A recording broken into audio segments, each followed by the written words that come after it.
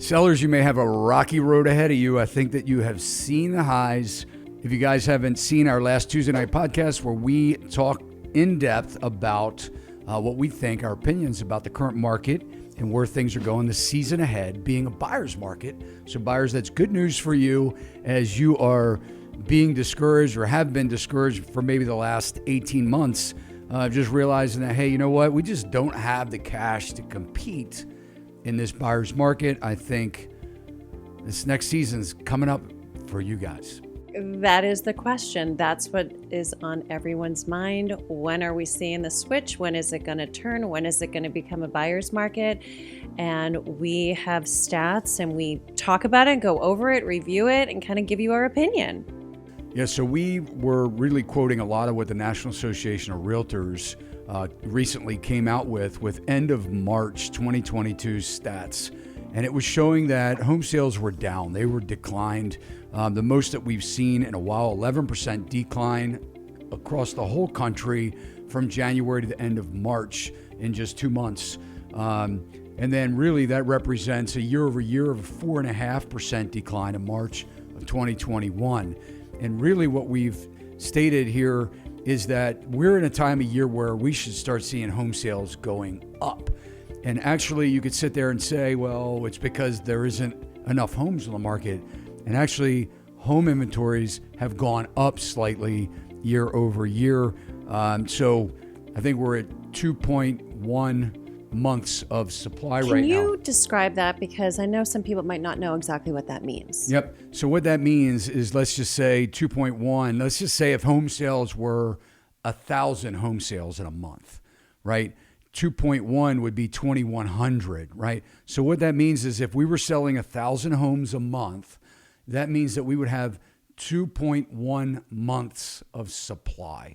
So it got down to 1.7 months of supply. So just to give you an idea that we are starting to see more homes hit the market.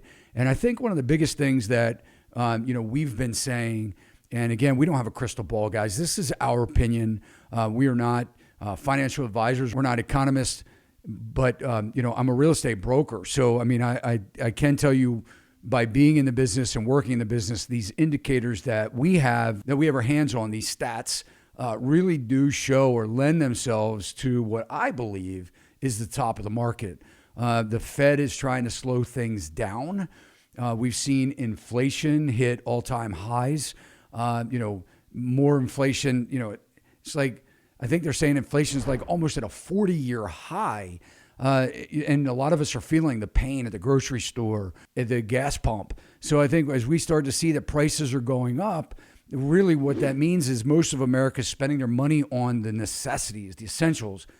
Even though housing is an essential, it doesn't mean that they need to go out and buy. And, a lot of what we talked about in our last podcast was if you're buying a $30,000 house and you're putting down, let's say you're doing conventional financing, which is the seller's number one choice of financing, by the way. They want you to do conventional or pay cash. But if you're looking at a $350,000 house, depending on where you live, with transfer fees, recordation fees, with down payment money, you may be looking at $25,000 in cash required to close, okay? And that's not counting if you're overbidding the appraised value and you need another 10 or 15 or 20,000 on top of that to pay the difference. And a lot of people say, well, what's an appraised value? The appraised value is, the appraiser is a third party contractor to the bank that basically when you buy a house, that third party known as the appraiser is letting the bank know whether the house is actually worth the price that you're paying. And a lot of cases, what we've seen in this market is that it's not. The appraisers are saying that, these houses are underappraising sometimes $50,000, $60,000, $80,000 less than what the sales price or your contract says. And then if you want to buy that house, you have to pay the difference in cash because they're not going to lend you that much money for that house. Mm-hmm. Yeah, you mix that with the interest rates rising, and then the showing. We had a statistic from Showing Time showing that the actual showing of homes, real estate showing of homes, is on the decline. You add that all together, and it kind of points to that we are at the top, but time will tell. Yeah, what we're seeing is, with Showing Time. So Showing Time is a nationwide showing service that realtors use. The largest showing management market stats technology provider in our country. They manage about 4 million showings a month. And for the first time in a very long time, actually, we're seeing a decline in scheduled showings. From the beginning of the year to the end of April 23rd, compared to last year, we were down 50% in the amount of showings that we're seeing, which is an indication that buyers are just backing off. They're pulling back because they just don't have the cash to compete. Yeah. And they're just pausing, I think, taking a little bit of time, figuring out where they're going to go, what their strategy is. Yep. And then the other thing that along the lines of that, we may as well talk about the buyers, like who the buyers have been. So first time buyers, again, 30% of the amount of home sales that we're seeing in the country. And 18% of the buyers right now, they're investors or second home buyers. So throw that into the mix. Most of that 18% of the buyers are paying cash. So again, it's one of those things that's been kind of hard for the buyer to compete with.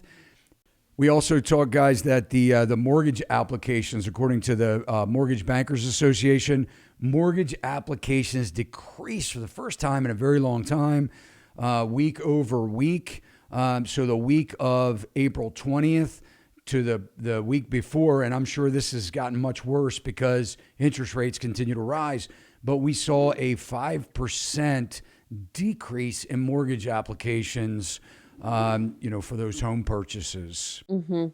Something that is to be noted, though, that new home construction started jumping 6.8% in February.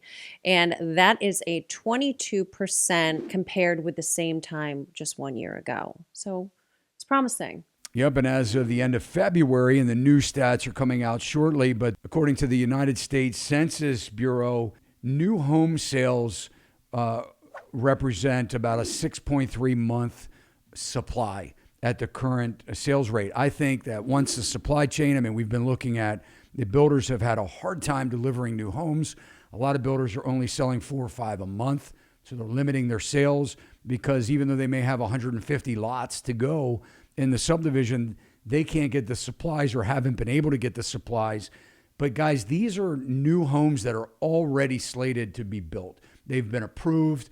Soon as the supply chain starts to loosen up, we think very soon we're going to start to see a lot more new houses hit the market. Again, right now, we're at 6.3 months of supply at the current sales rate.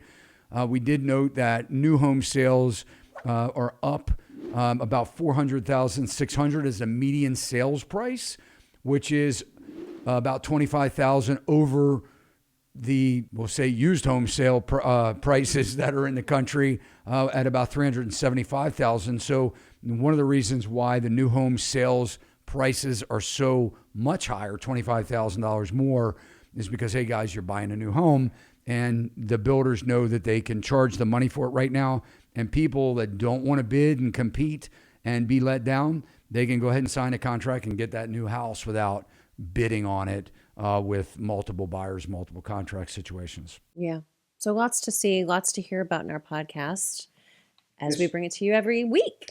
Yeah, so we'll just kind of wrap up here. We'll go to our board here that we kind of illustrated in the last podcast. This is a chart or graph basically of, what happens in a seller's market where prices go from low to high. I believe that we're at the top, and this is what happens when we start seeing a decline. It becomes a buyer's market.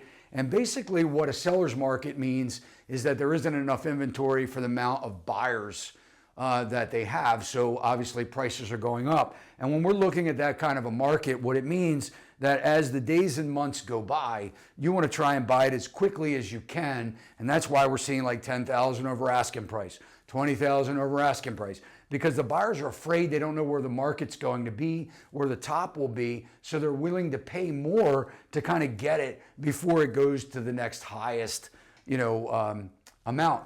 And then once we hit the top, and who knows whether we're there now or not, I believe we're close, if not there, depending on where you live in the country. But as we start seeing the prices decline, we start seeing the pressure becomes now on the sellers to compete. So buyer's market, simply the reverse of a seller's market. There's more inventory than there are buyers. I think we're getting ready to see that season ahead. And then what that means is the sellers start dropping the prices ahead of time because they want to beat the downward trend, because it's more pressure to sell today, because in the next week or months to come, their home may be worth less money. So guys, again, I'm not a financial advisor. I'm a real estate broker. This is our opinion. Yeah. And just like you said, who knows?